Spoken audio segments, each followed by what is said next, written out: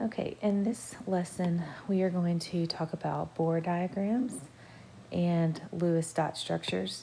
And by the end of it, you should be able to illustrate both of these or draw both of these, depending on which element you are given. So we're going to start by taking some notes. There's two ways you could do this. If you want to make the foldable like we are going to make in class, you just need a plain sheet of white paper. You're just going to fold it in thirds. So you'll take the right side, fold it towards the middle, and then you'll take the left side and kind of overlap it on the middle, kind of like a letter, like if you're going to put it in an envelope. And then with it closed, we'll kind of glue down the back side to your notebook. You want to make sure you can still open it and close like the trifold, kind of like a brochure almost is what it will look like. So on the very front, you're just going to copy this kind of basic information about a Bohr model or what it is. So if you need to pause at any point during this video to write, please do so. So this is the information that's going to go on the front of your foldable, or if you just would like to write this in your notebook, you can just write this information down in your notebook and draw the examples. That's fine as well. But Bohr models are helpful because they help us know kind of the reactivity of an element. So our next topic that we're going to talk about later on in the week is about bonding and how different elements can bond together. And a lot of it depends on their number of valence electrons, which we can figure out by drawing these Bohr models. And then if you don't remember from the web quest, valence electrons are just the electrons in the outermost energy level. Okay, so for example, in our sulfur atom drawn here, I'm just going to circle our valence electrons. So you can see there are all of these electrons that are on this outermost ring right here. Okay, so sulfur has 2, 4, 6 valence electrons. Okay, I've just counted my outermost electrons. So with your paper, if you open it up to the inside and just kind of draw 6 boxes or separate your paper into 6 boxes, we're going to practice drawing a few of these models. Like I said, if you're not wanting to use your paper and you're just wanting to draw these in your notes, that's fine. But just make sure you have all of these, specifically this middle section right here. These are kind of the main notes for our Bohr model. So let me pick a different color here that we'll be able to see. So here I've drawn the nucleus right here. And this is where you're always going to write the element symbol. Sometimes you'll see the number of protons written there. That's fine. But usually we'll just kind of write the element symbol, and that kind of just lets us know what element we're talking about. Okay, and then you can see my rings are my energy levels. And if you notice, under each energy level, I have listed how many electrons that energy level can hold. And if you notice, most of them are 8. However, the first energy level can only hold 2 electrons.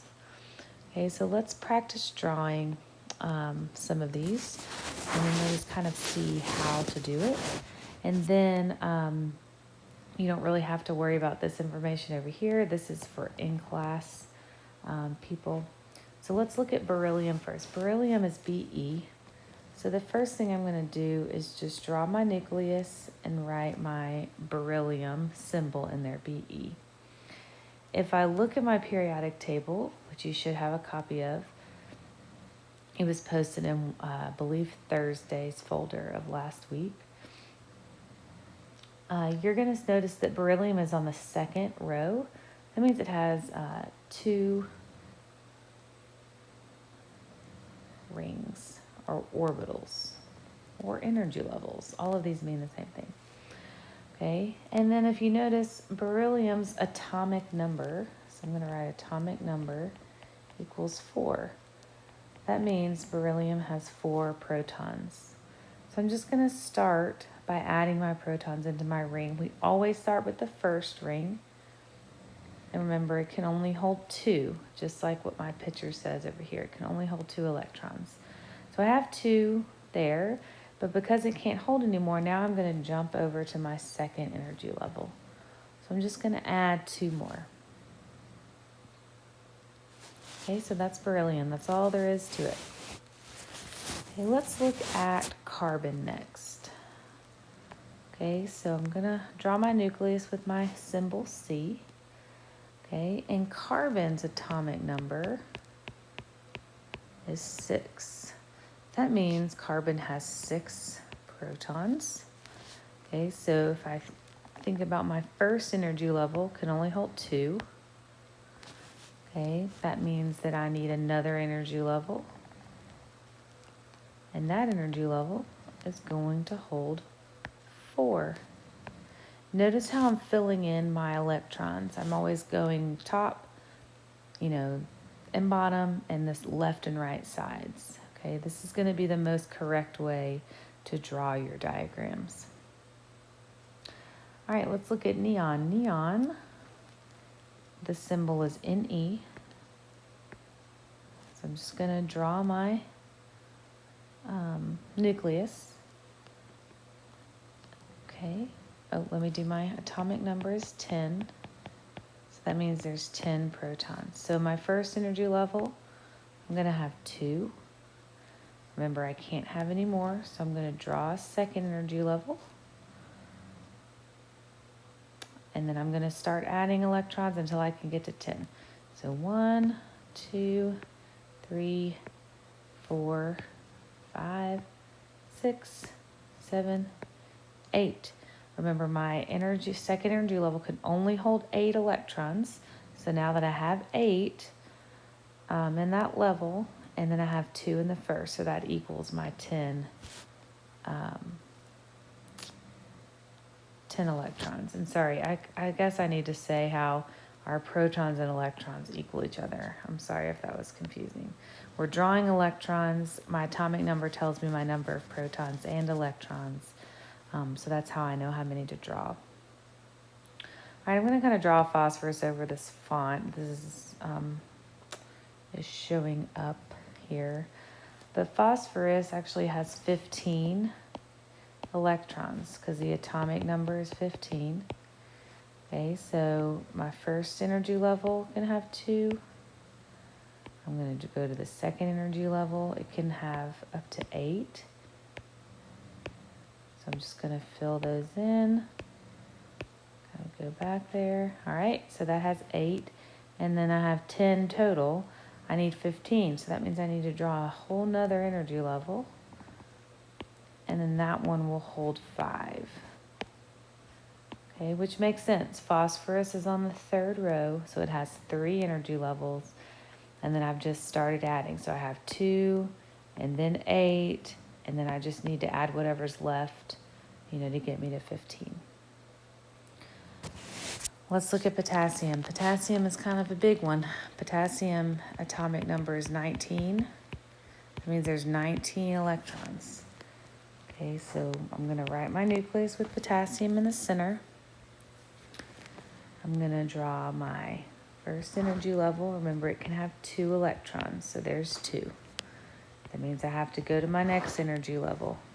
Okay, I can have up to 8 in this next energy level. So I'm just going to draw my 8 electrons. Okay, that still only gives me 10. I need 19. So that means I got to keep going. Remember, this one can also have only 8, right? Everything after that first one can only hold 8. So I'm going to put 8 in there. Okay, so that gives me, there was 10 before, now there's 8 more, so that's 18. I still need 1 more. Okay, so there's 1 more. So that's my 19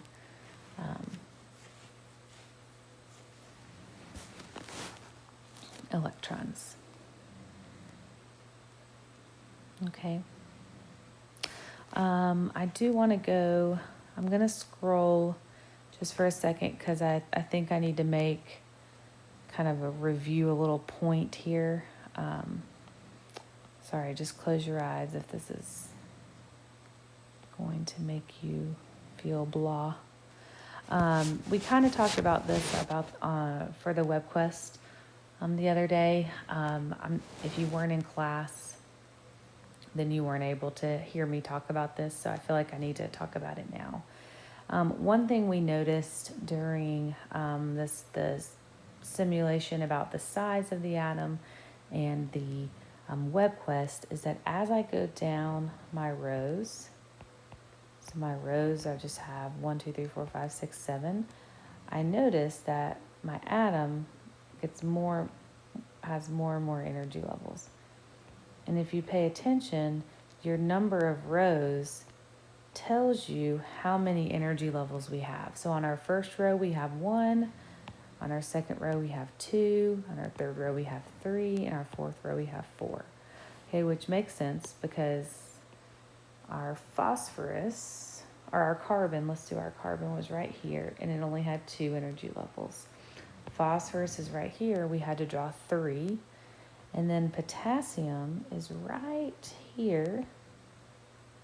Okay, that's one we just drew, remember, and it had 4 energy levels because it's on this 4th row. So if I'm ever unsure how many to draw, all I have to do is look at my energy levels. Okay, and then let's look at what we noticed about the elements that we drew. Let me fill in the few. Let's see, and then this is beryllium.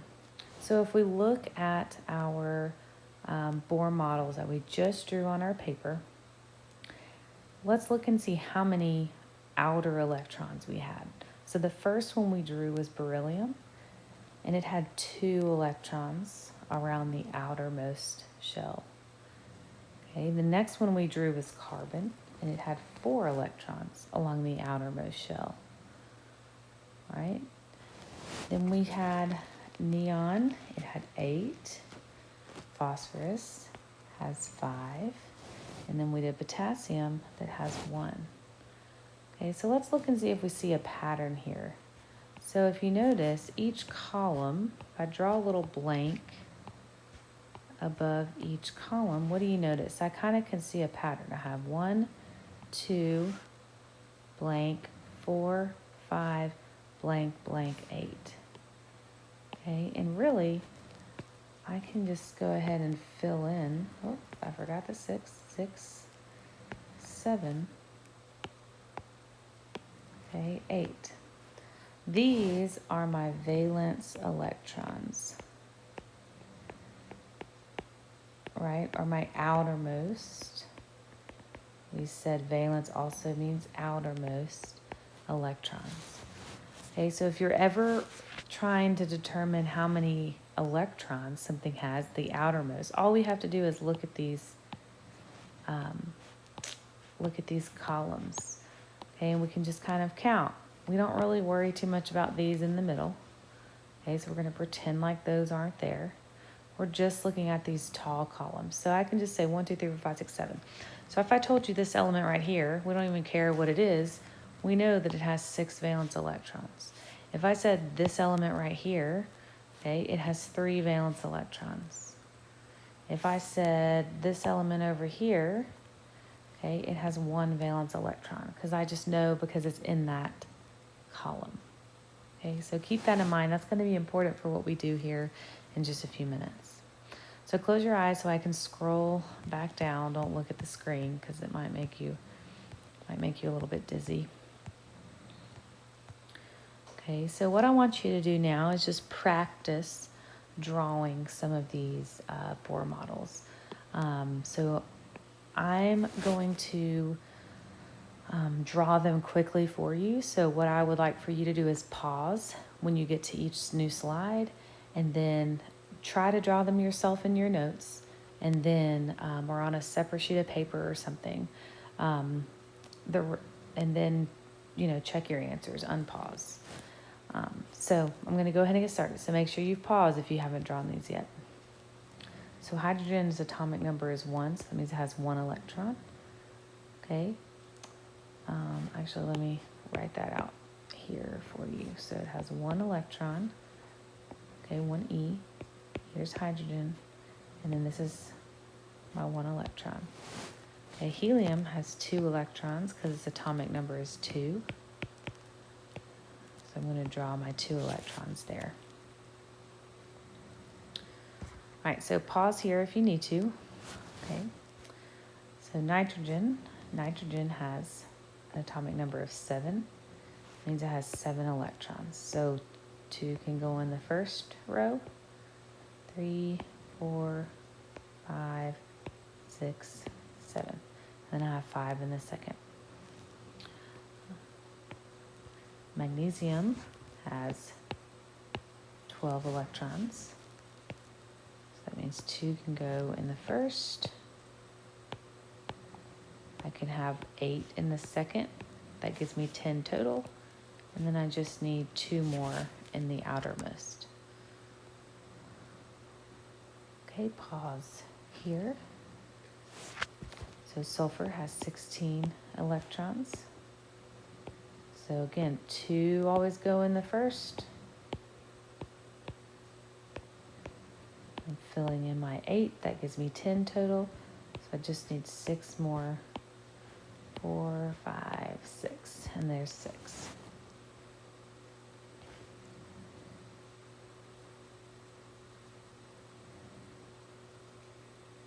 And argon has 18 electrons. Remember, whatever your atomic number is, that tells you how many protons or how many electrons. Okay, remember my atomic number is that number in the top. So if it's argon, it has an 18 in the top. So I have 2 in the first, and then I can have 8 in all the other ones.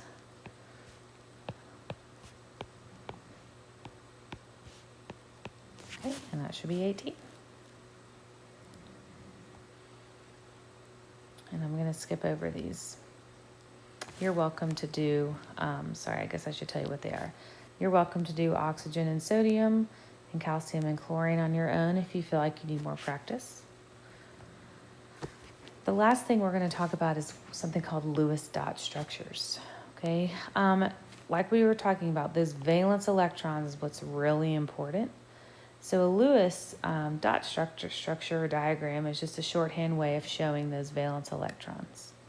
Okay, so this is all it looks like. You just have the symbol and you have the dot that's showing how many valence electrons you have. Okay, so what we're going to do is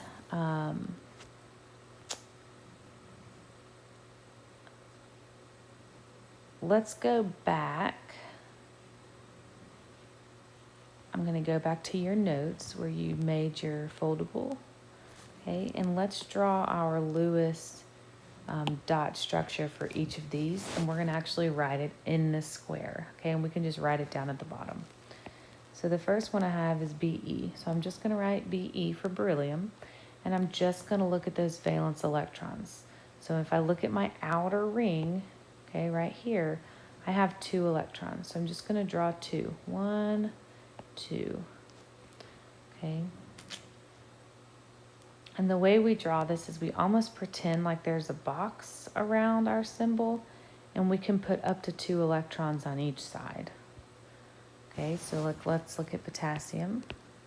Okay, I'm just going to do my valence. I only have 1 around the outside, so I'm just going to put 1 dot. Okay, here's carbon. So just to see, I have 4 outer electrons. So I'm going to put, I'm going to put 4 dots. Okay, again, it's like I have a box and I'm just putting 1 on each side for now. Okay, here's neon. Okay, neon has 8 on the outside, so I'm going to put 2 in each spot.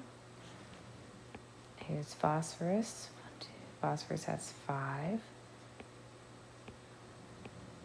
Okay, and I'm just drawing the dots around phosphorus. Okay, so let's scroll down and let's look at a few other examples. All right, so hydrogen. Hydrogen is in the first up and down column. That means it has 1 valence electron. Helium is in the last column where we numbered it number 8. Helium is kind of an exception because if you look at his atomic number is only 2. So he can't have 8 electrons. He can only have 2. Okay, so we're going to write a 2. All right, boron is in our third column. So that means boron has 3. Nitrogen is in our 5th column. So that means nitrogen has 5. Okay, and again, you can pause here if you need to before I go through the answers. Try these on your own. Fluorine is in the 7th column. So that means it has 7. Sodium is in the 1st column, so it has 1. Aluminum is in the 3rd column, so it has 3. Sulfur is in the 6th column, so it has 6. Okay, are you seeing the trend? So whatever column it's in, that tells you how many valence electrons there are. So the last thing you're going to do, and you're going to upload this to Schoology, okay? This is going to be your grade. You are getting a grade for this exit slip. I want you to draw a Bohr model for sulfur, okay? Remember, that's this with however many circles you need. And then you're also going to draw a Lewis dot for aluminum and chlorine. Okay, so Bohr model for sulfur, and then a Lewis dot for aluminum and chlorine. You can draw these in your notes or on a separate sheet of paper, wherever you would like, but you're just going to take a picture of it with your phone and upload it to Schoology. You will not get credit for copying and pasting a picture from the internet. You need to be able to draw this yourself, okay? So draw it on a piece of paper and then upload a picture. Let me know if you have any questions.